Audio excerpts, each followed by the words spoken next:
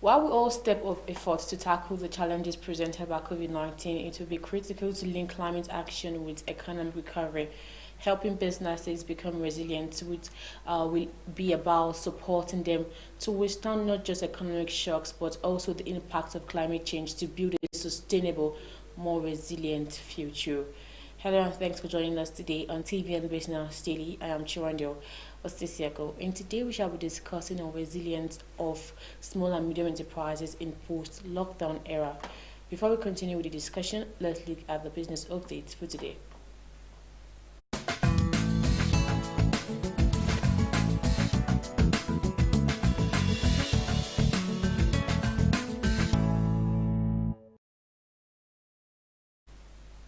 Food prices rose in the country in December. The National Bureau of Statistics disclosed in a selected food price watch for December 2020.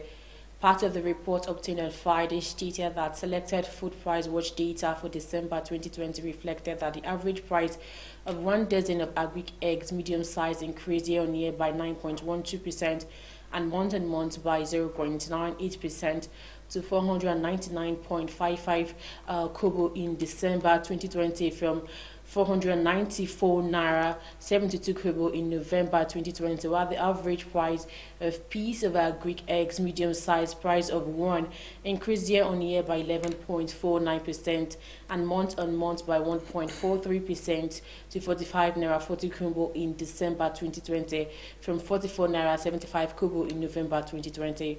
It added that the average price of 1 kg of yam tuber increased year on year by 12.89% and decreased month on month by 1.17% to 233.48 billion naira in December 2020 from 236 naira 25 kobo in November 2020.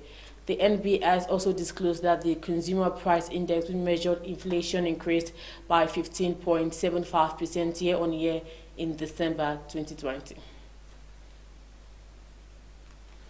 The nation's power grid collapsed 27 times in the last 3 years. The latest data from the Nigerian electricity system operator have shown. The number of times the national grid suffered a collapse fell to 4 in 2020 from 10 in 2019 and 13 in 2018, according to data.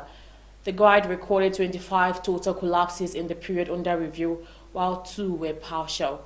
A total system collapse means total blackout nationwide, while partial system collapse is a failure of a section of the grid, according to NESO. The grid has so far to continue to suffer system collapse over the years amid lack of spending reserve that is meant to forestall such occurrences. Experts have said that the Monetary Policy Committee of the Central Bank of Nigeria may consider cutting interest rates in the country due to economic indications. The CBN had noticed that it would hold the next MPC meeting on Monday today and Tuesday in Abuja. A former president of the Association of National Accountants of Nigeria, Dr. Sam Nzekwe, said the MPC might need to observe how the COVID-19 was affecting situations. While noting that the year is still early, he said some economies were considering lockdown while some had already locked down. He observed that some countries that were suppliers to Nigeria and those buying Nigerian oil were also taking a beating from the COVID-19 pandemic. And that's the business update on Television Nigerian. I'm Chirandio Ostisiako.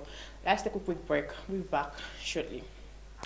My name is Chirandio Ostisiago, presenter Television Nigerian Business Daily. In a globalizing world, ours is to keep you engaged, informed, and educated on contemporary happenings in the business world. We therefore command a special audience of business-minded viewers who are eager to know more about business. I mean, your business. Why don't you take advantage of our special affordable offer to let the world know about your concepts, your goods, and of course, your services? You can call us on 080-3071-6959 or 070-3234-9054. You can also visit us at Television Nigerian in Guzapi, Abuja, and follow us on all the social media handles on Facebook, YouTube, and of course, on Twitter at Television Nigerian. Your business is our concern.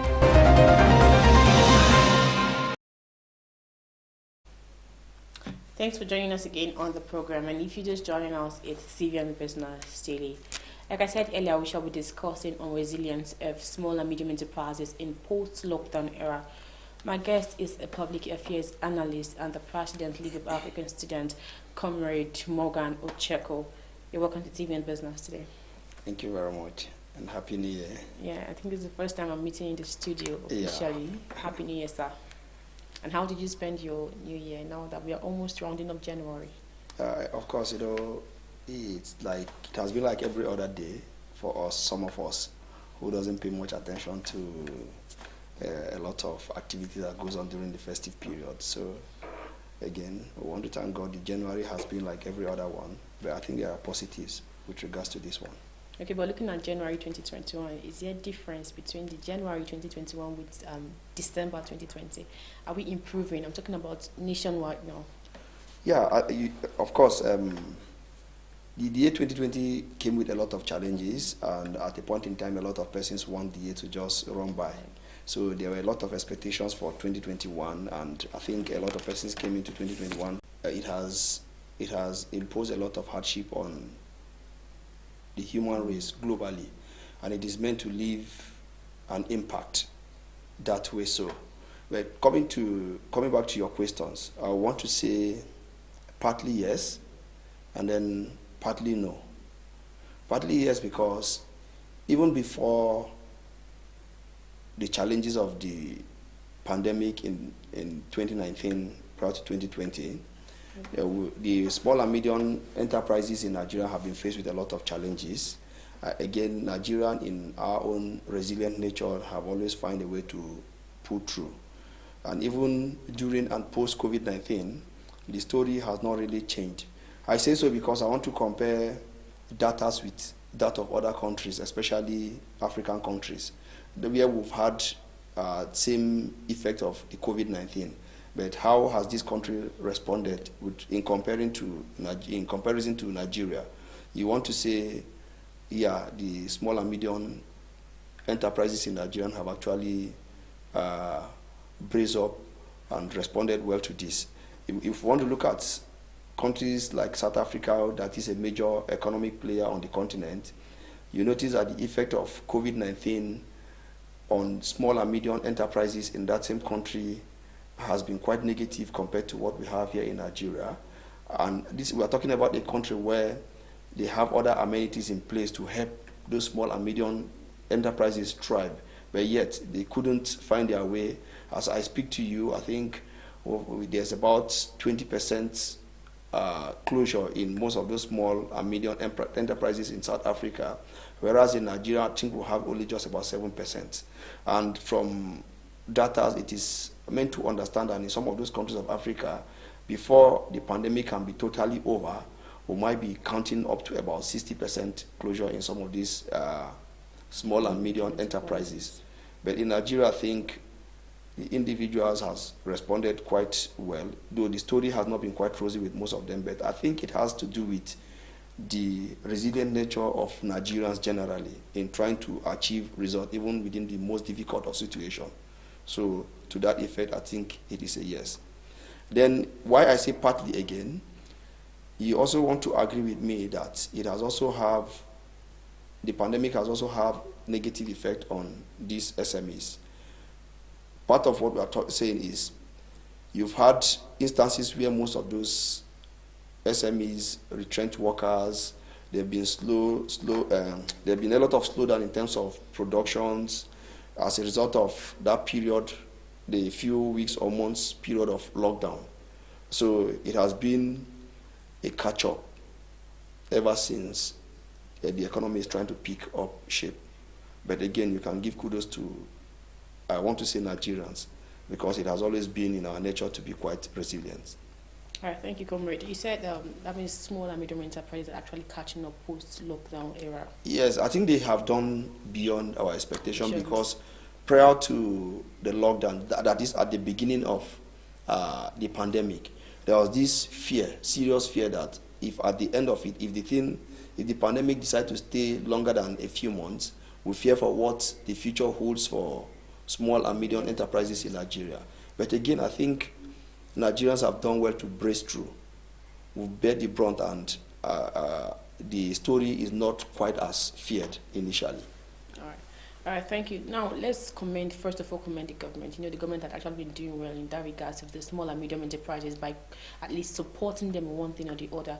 So, as to your own opinion now, what do you think the government may still want to do or still need to do for the small and medium enterprises? Well, as much as we want to commend the government for having done what they've been doing to ensure sustainability even up until this moment, you also want to agree with me that there's always room for improvement in whatever we are doing as a people.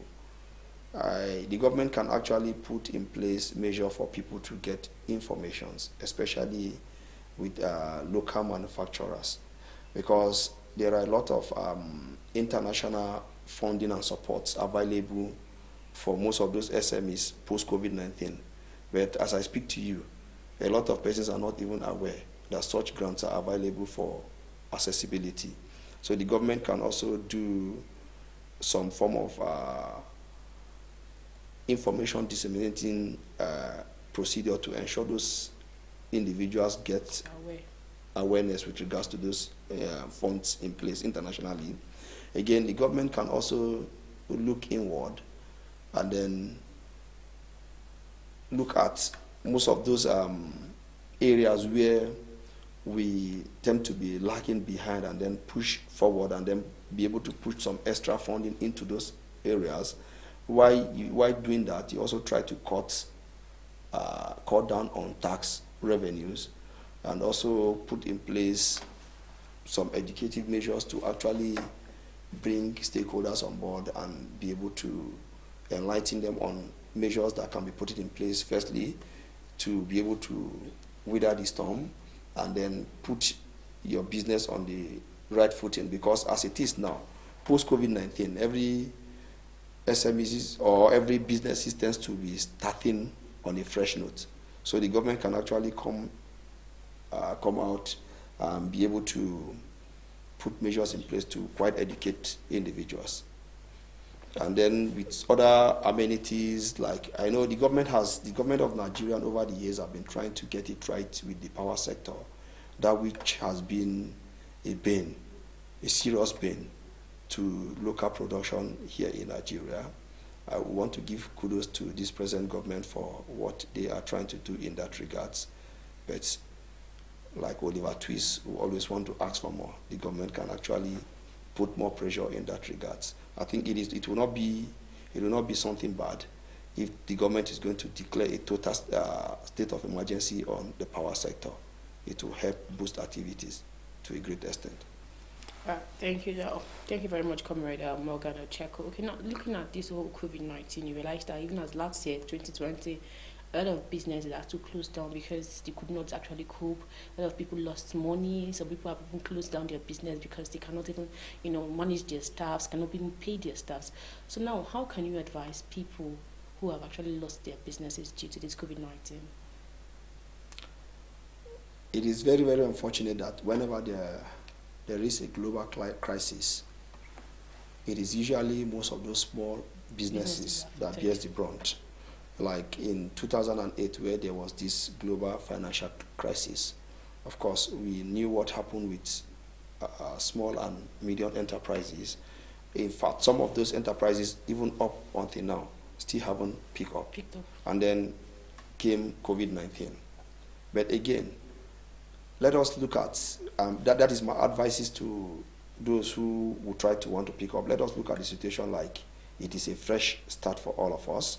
Because at some point in time, whatever business seems to be thriving now started from zero. Let us look at, let us not count our losses. Let us look at the positive side that every situation provides us with. As much as a lot of persons are counting their losses during this period, you can agree with me that there are also a lot of persons, they are also counting their gains. So let us always look at the positive side and then be able to draw inference from what positive we can make out of every negativity. So it is always very, very important for us to wear that positive spirit in our approach to whatever it is. We must commend the small businesses too, because they actually stand, despite it falling down, they still stand. Leaving those people that actually lost their jobs. A lot of people lost their job in this year 2020, and now they're even finding it difficult to actually get a better job. But people that actually, had issues with their businesses, they are still managing to strive. Not to talk of people that lost their jobs. So let's just commend the small and medium enterprise. I think they are trying. Of course, you cannot put away the small and medium enterprises with regards to our situation here in Nigeria, because the SMEs in Nigeria counts for over 90% of the workforce in the country. And then you can imagine what will happen to the ordinary Nigerian when these SMEs are being hit with what happened to them in 2020. A lot of persons are at home quite okay as we speak now as a result of retrenchment with regards to COVID-19 impact on most of those SMEs. But should we sit back and then not push further?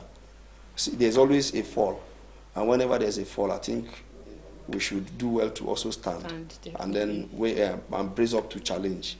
We must commend the SMEs because they have been fallback whenever we have issues like this. And that is why the government should look inward and give them every means of support that is required for them to actually thrive. Since you and I agree that the government cannot employ everybody on the street, the government cannot begin to walk street by street and begin to provide amenities for everybody. In that regard, I think the SMEs have come in very handy and they've done very, very well. All right, thank you very much. All right, before we take a quick break, let's talk about how about a proactive approach against these circumstances at sorts. Proactive approach is it in regards to government or to individuals? No, individuals. Individuals, wow. Well,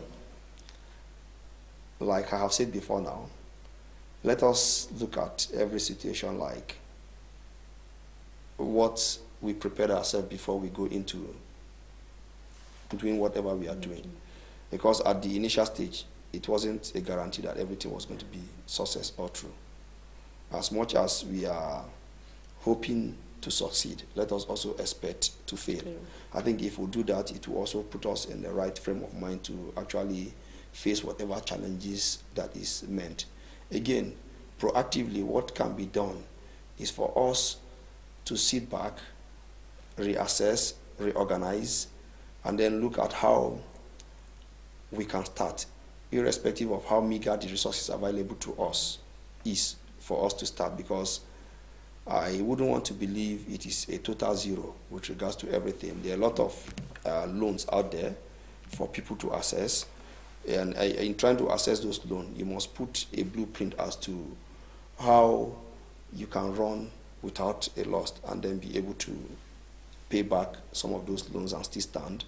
You can also do feasibility studies on what is required for you to thrive, especially during this period where we have a lot of challenges, where the minds of a lot of people might have changed. Nobody tells you must do exactly what you were doing before, but you should do what is required with the present situation now. So if we can actually look proactively in that direction, it will help a lot of persons come back on their feet again and be able to move forward. Thank you very much, Comrade Morgan Ocheko. Now we'll be taking a quick break, then after the break we'll continue with our discussion. Please stay with us. My name is Chiwendu Osisiago, presenter at Television Nigerian Business Daily. In a globalizing world, ours is to keep you engaged, informed, and educated on contemporary happenings in the business world. We therefore command a special audience of business-minded viewers who are eager to know more about business. I mean, your business. Why don't you take advantage of our special affordable offer to let the world know about your concepts, your goods, and of course, your services? You can call us on 080-3071-6959 or 070-3234-9054. You can also visit us at Television Nigerian in Guzapi, Abuja, and follow us on all the social media handles on Facebook, YouTube, and of course, on Twitter at Television Nigerian. Your business is our concern.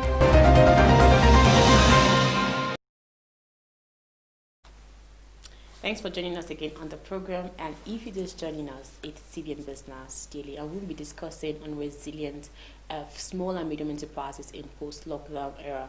My guest is a public affairs analyst and the President League of African Students, Comrade Morgan Ocheko, who has been discussing with us on that topic. Okay, now before we round off with Comrade Morgan, is the story of resilience of the same in other countries that are affected by this COVID-19? If I want to answer that question, I want to answer it in two dimensions. Okay. Yes. The same with some countries and not the same with some other countries. The same with some countries in terms of, and if you want to look at where you want to see peculiarities with regards to countries and Nigeria, you also fall back to the third world countries, that is developing countries, where we have very peculiar situations, where everybody is striving to ensure they get a source of livelihood irrespective of challenges they are confronted with.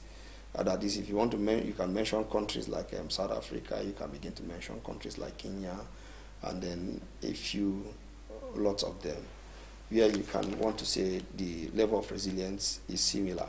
But again, none can be compared to that of Nigeria because, like I said before now, Nigerians ordinarily are very resilient in nature. Then, look, if you want to look at even the developed countries of the world, you want to look at UK, you want to look at America and other countries of Europe, where there seems to be a very stable economic system.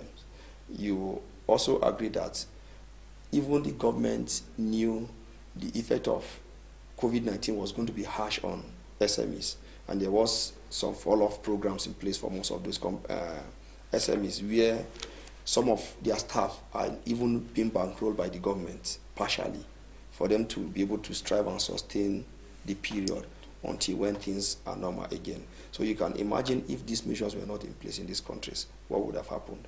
And even in the midst of that, we still have a lot of folds up in these countries with regards to SMEs and the rest of it. So imagine when the fall-off program is not in place for them, what would have been their case?